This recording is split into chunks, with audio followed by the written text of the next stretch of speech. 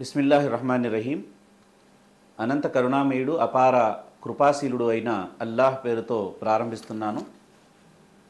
I dream ప్రేక్షక మహాశయులందరికీ పవిత్ర రమజాన్ శుభాకాంక్షలు తెలియజేసుకుంటూ మనం రమజాన్ మాసంలో రమజాన్ ఇచ్చేటువంటి సందేశాన్ని వింటున్నాము. మరి ఆ సందేశాన్ని ముందుకు కొనసాగిస్తూ ఈరోజు రమజాన్ ఉపవాసాల యొక్క ముఖ్య ఉద్దేశం ఏమిటో క్లుప్తంగా తెలియజేసే ప్రయత్నం చేస్తాను. దివ్య ఖురాన్ గ్రంథంలో సృష్టికర్త అల్లాహ్ ఈ విధంగా తెలియజేస్తున్నాడు.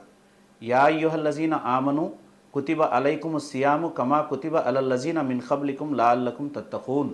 విశ్వాసులారా, ఉపవాసం మీపై విధిగా చేయబడింది, మీకు పూర్వం ప్రవక్తలను అనుసరించే వారిపై ఏ విధంగా అయితే విధిగా చేయబడిందో దీని ద్వారా మీలో దైవం పట్ల భయభక్తులు జనించే అవకాశం ఉంది అని ఖురాన్ గ్రంథం అంటోంది.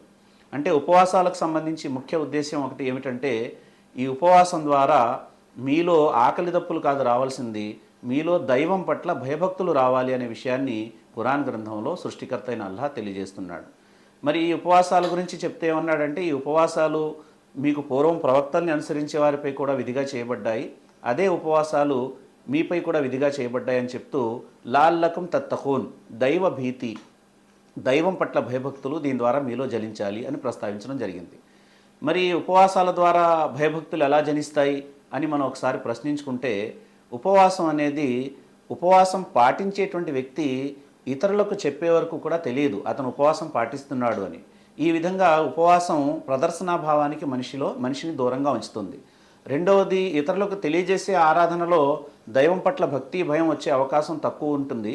కానీ ఇది ఇతరులకు తెలియజేయకుండా కేవలం దైవం కోసమే పాటించేటువంటి ఉపవాసాల ద్వారా దైవం పట్ల భయభక్తులు జనించే అవకాశం తప్పనిసరిగా ఉంటుంది. ఎలా అంటే, ఉదాహరణకి ఉపవాసం పాటించేటువంటి సమయంలో మనం ఏదైనా తినాలి అనుకుంటే తినేసినా మనల్ని ఆప్ చేసేవాడు ఎవడు ఉండడు, ఏదైనా తాగినా ఎవడు ఆప్ చేసేవాడు ఉండడు. కానీ ఏదైనా తినాలన్నా తాగాలన్నా మనం వెంటనే ఒకసారి మనకి దేవుడు గుర్తొస్తాడు. మనం ఉపవాసం పాటిస్తున్నాం, మనం చేసేటువంటి ఈ క్రియ, ఈ చర్య దేవుడు చూస్తున్నాడు.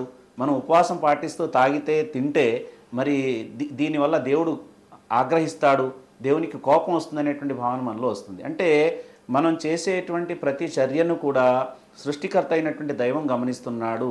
ఆయనకి అతీతంగా మనం లేము.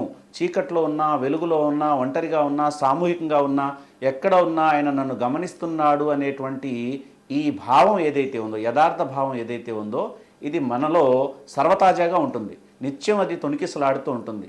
ఆ విధంగా దైవం పట్ల భయభక్తులు దీనివల్ల జనించే అవకాశం ఉంటుంది. రెండవది ఏమిటంటే, సృష్టికర్త అయినటువంటి దైవాన్ని యాంత్రికంగా నమ్మడం, యాదృచ్ఛికంగా నమ్మడం.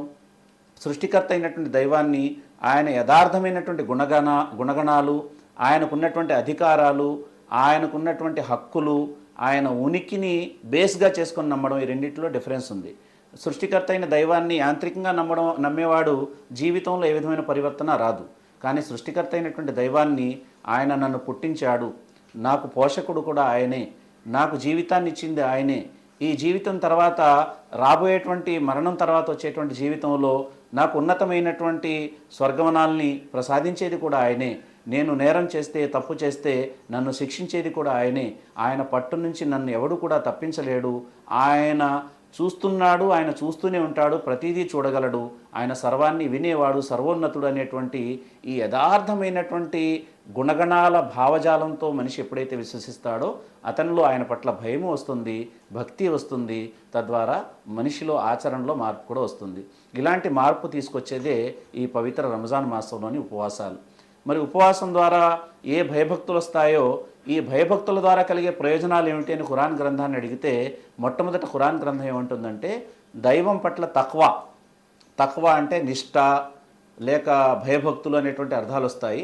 ఈ తక్వా కలిగి ఉంటే, దైవం పట్ల తక్వా అనేటువంటిది ఉంటే మనిషికి కలిగే మొదటి లాభం ఏమిటంటే, దైవ మార్గదర్శకత్వాన్ని అతను స్వీకరిస్తాడు. అలిఫ్ లామ్ మీమ్ జాలికల్ కితాబ లా రైబ ఫీహ్ హుదల్ లిల్ ముత్తఖీన్. అలిఫ్ లామ్ మీమ్ ఇది అల్లా గ్రంథం, అల్లా భీతి కలవారికి గ్రంథం మార్గదర్శకం అని చెప్పడం జరిగింది. అంటే ఖురాన్ గ్రంథం ద్వారా ఎవరు మార్గదర్శకత్వాన్ని పొందుతారు అంటే, ఎవరైతే అల్లా భయం కలిగి ఉంటారో వాళ్ళకే ఖురాన్ గ్రంథం గైడ్గా వ్యవహరిస్తుంది అని చెప్పడం జరిగింది. రెండవది, ఖురాన్ గ్రంథం ద్వారా మార్గదర్శకత్వం పొందడం ఒకటైతే, సృష్టికర్త అయినటువంటి దైవం ఎవరిని ఎక్కువ ప్రేమిస్తాడని ఖురాన్ గ్రంథాన్ని అడిగితే ఇన్నల్లాహ యుహిబ్బుల్ ముత్తకీన్, ఎవరిని అల్లా ఎక్కువ ప్రేమిస్తాడట, ఎవరైతే ఆయన పట్ల భయభక్తులు కలిగి ఉంటారో వారిని ఆయన ఎక్కువగా ప్రేమిస్తాడు అని చెప్పడం జరిగింది. అలాగే ఖురాన్ గ్రంథంలో సూర్య తలాఖ్లో మొదటి ఆయత్లో ఏం చెప్పాడంటే, ఎవరైతే అల్లాహకు భయపడతాడో అంటే దైవానికి భయపడుతూ ఆయన మీద భారం వేసి పని చేసుకుంటూ పోతాడో అల్లాహ్ తాలా అతనికి ఏం చేస్తాడట, అతని ఊహకు కూడా అందనటువంటి మార్గం ద్వారా అతనికి ఉపాధిని ప్రసాదిస్తాడు. అల్లాహ్ను నమ్ముకున్న వారికి అల్లాహే చాలు అని ప్రస్తావించడం జరిగింది.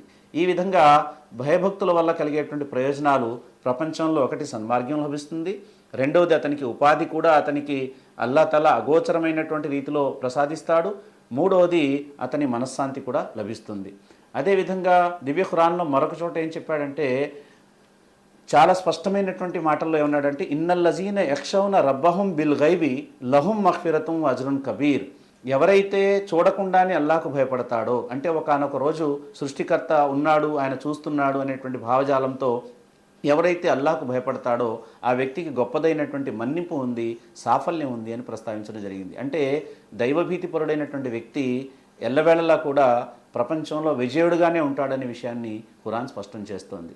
ఇంకొక చోట వ అమ్మా మన్ ఖాఫ మఖామ రబ్బిహి వ నహన్నఫ్స అనిల్ హవా ఫ ఇన్నల్ జన్నత హియల్ మావా అంటాడు ఖురాన్ గ్రంథంలో. అందులో ఏమంటున్నాడంటే, ఒకానొక రోజు నేను నా ప్రభు ముందు నిలబడవలసి ఉందని చెప్పి భయపడి తన మనస్సును దుష్టవాంఛలకు దూరంగా ఉంచే వ్యక్తి నివాసం స్వర్గం అవుతుంది అని చెప్పడం జరిగింది. అంటే ఒక వ్యక్తి తను ఒకానొక రోజు దైవం ముందు నిలబడాలనేటువంటి భీతి ద్వారా తన మనస్సులో కూడా దుష్టవాంఛలు రాకుండా ఎవరైతే జాగ్రత్త పడతాడో ఆ వ్యక్తి దేవుడు అతని పట్ల ప్రసన్నుడవుతాడు అనే విషయాన్ని ఈ గ్రంథవాక్యాలు మనకు చాలా స్పష్టంగా తెలియజేస్తున్నాయి. కనుక ఇక్కడ ఈ ఉపవాసాన్ని దాని యొక్క నిజమైనటువంటి కాన్సెప్ట్తో కనుక మనం పాటిస్తే మన జీవితంలో దైవభీతి, దైవం పట్ల భయభక్తులు జనిస్తాయి. తద్వారా దేవుని యొక్క అపారమైనటువంటి అనుగ్రహాన్ని మనం పొందుతాం. అలాగే అల్లాహకు ఇష్టమైనటువంటి గుణం ఏది అన్నప్పుడు కూడా ఖురాన్ గ్రంథం అంటోంది ఒక చోట, ఓ ఆదం సంతానమా, మీకు మేము వస్త్రాలను ఇచ్చాం. దేవుడు అంటున్నాడు, మీకు వస్త్రాలను ఇచ్చాం. ఈ వస్త్రాలు ఏం చేస్తాయంటే మీకు శరీరానికి రక్షణనిస్తాయి, అలాగే మీ మర్మాంగాల్ని అవి గోప్యాంగాల్ని జాగ్రత్త పెడతాయి. అంటే సిగ్గు బిడియాలు కలిగే విధంగా వాటిని అవి దాచిపెడతాయి. ఈ విధంగా మీకు వస్త్రాలు కాపాడతాయి. కానీ దైవానికి ఇష్టమైన వస్త్రాలు ఏంటో చెప్పనా అని చెప్పి ఖురాన్ గ్రంథంలో దేవుడు అంటాడు, వ లిబాసు తఖ్వ జాలిక ఖైర్. మీరు తొడిగేటువంటి సూటు బూటు కంటే దేవుడికి ఇష్టమైన వస్త్రాలు ఏమిటంటే మీ హృదయంలో ఆయన పట్ల కలిగి ఉండేటువంటి భయభక్తులు ఆయనకి ఇష్టమైన వస్త్రాలు అంటాడు. అలాగే సృష్టికర్త అయినటువంటి దైవం అంటాడు, ఒక చోట మీరు మక్కా యాత్ర చేయండి, నా గృహాన్ని సందర్శించండి, కానీ నా గృహాన్ని సందర్శించేటప్పుడు కావాల్సిన సామాగ్రి అంతా తీసుకెళ్ళండి, మీకు ప్రయాణంలో ఏ విధమైన ఇబ్బంది రాకూడదు అంటాడు. కానీ చాలా స్పష్టంగా ఏమంటాడంటే, నాకు ఇష్టమైన సామాగ్రి ఏంటో తెలుసా అంటాడు. అని ఏమంటాడంటే వ ఖైర జాది తఖ్వా అంటాడు. మీరు తీసుకెళ్లేటువంటి సామాగ్రిలో నా పట్ల మీరు మీ హృదయంలో నా పట్ల తీసుకెళ్లే భయభక్తులు నాకు ఇష్టమైన సామాగ్రి అని సృష్టికర్త అయినటువంటి అల్లాహ్ చెప్పడం జరుగుతుంది. అంటే అల్లాహకు ఇష్టమైనటువంటి ఒక గుణం ఏదైతే ఉందో అది దైవభీతి, దైవం పట్ల భయభక్తులు కలిగి ఉండడం. దాన్నే మనం తఖ్వా అంటాం. ఈ తఖ్వా ఏదైతే ఉందో ఈ తఖ్వా ఈ ఉపవాసాల ద్వారా మనలో జనించాలి. ఈ తఖ్వాని కొలవడానికి ఏ కొలమానం లేదు. స్కేల్ పెట్టి ఇంట్లో దైవభీతి ఎంత ఉంది, దైవభీతి ఎంత లేదు అని కొలవడానికి ఒక స్కేల్ లేదు. కానీ మన మనస్సాక్షికి తెలుస్తుంది. నేను వ్యక్తిగత జీవితంలో ఒంటరిగా ఉన్న సమయంలో, చీకట్లో ఉన్న సమయంలో, ఎవరూ నా దగ్గర లేని సమయంలో నా ఆలోచనలు ఎలా ఉన్నాయి, ఇంట్లో ఎవరూ లేని సమయంలో నా మొబైల్ ఎలా యూజ్ అవుతుంది, అలాగే నేను నా భార్య పిల్లలతో ఎలా ప్రవర్తిస్తున్నాను, అలాగే ఎదుటి వాళ్లతో నేను ఎలా ప్రవర్తిస్తున్నాను, నా ఆదాయ మార్గాలు ఎలా ఉన్నాయి అనే దానికి మనస్సాక్షి స్వయంగా సాక్ష్యం ఇస్తుంది. ఆ మనస్సాక్షిని కొలమానంగా తీసుకున్నప్పుడు కూడా మనిషి దైవం యొక్క భీతిని జనింపజేసుకోవడానికి అది దోహదపడుతుంది. అందుకనే మహాప్రవక్త ముహమ్మద్ సల్లల్లాహు అలైహి వసల్లం అన్నారు, ఎవరిలో అయితే దైవభీతి ఉంటుందో వారికి అల్లాహ్ తాలా ఏం చేస్తాడట, విచక్షణ జ్ఞానాన్ని ప్రసాదిస్తాడని చెప్పడం జరిగింది. అంటే విచక్షణ జ్ఞానం అనేటువంటిది మనిషికి ఎప్పుడు వస్తుందంటే దైవం పట్ల భయభక్తులు కలిగి ఉంటే వస్తుంది. అలాగే దివ్య ఖురాన్లో స్వర్గ ప్రస్తావన ఎక్కడైతే ఉందో అన్నీ మీరు ఒకసారి చూడండి. అన్ని చోట్ల కూడా ఎవడు దైవం పట్ల భయభక్తులు కలిగి ఉంటారో వారికి ఉన్నతమైనటువంటి సాఫల్యం ఉంది అనే విషయాన్ని ఖురాన్ గ్రంథం స్పష్టం చేస్తుంది. కనుక ప్రియమైనటువంటి ప్రేక్షక మహాశైలారా, ఈ పవిత్ర రంజాన్ మాసాన్ని పురస్కరించుకుని మనం పాటించేటువంటి ఉపవాసాలు మనలో దైవం పట్ల భయభక్తుల్ని జనింపజేయాలి. వీటి ద్వారా మన జీవితం ఒక ఆదర్శవంతమైనటువంటి జీవితంగా మనగలగాలి. ఇదే సృష్టికర్త అయినటువంటి దైవం మన నుంచి మనల్ని ఆదేశిస్తున్నాడు, మన నుంచి కోరుకుంటున్నాడు.